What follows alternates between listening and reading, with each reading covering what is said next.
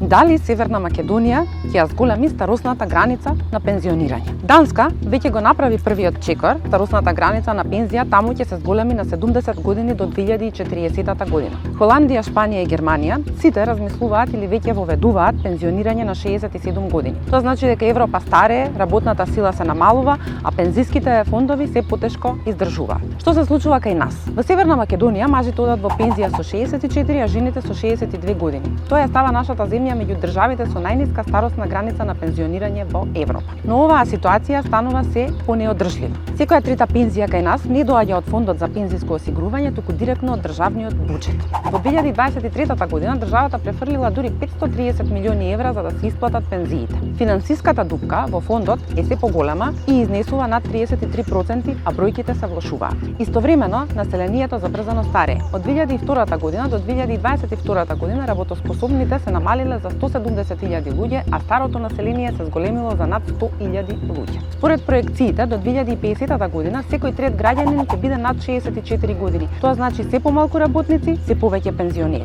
Одговорот на државата досега се сведува на краткорочни решенија. Се донесе закон што дозволува пензионери и студенти да работат до 60 дена годишно, без да ја загубат пензијата или стипендијата. Добра идеја, но тоа е само лепенка на дупка која што се шири. Она што се избегнува, барем засега, е најтешкиот чекор – зголемување на старосната граница на пензионирање. Таков предлог веќе постои. Фискалниот совет минатата година предложи пензионирање на 67 години за мажи и жени со примена од 2026 година, но предлогот е ставен на стендбај. Чека политичка одлука, можеби по изборите, можеби кога ситуацијата ќе стане навистина критична. Македонија најверојатно ќе мора да го следи европскиот тренд. Прашањето не е дали ќе се зголеми старосната граница, туку кога и дали ќе биде со план или под притисок на криза.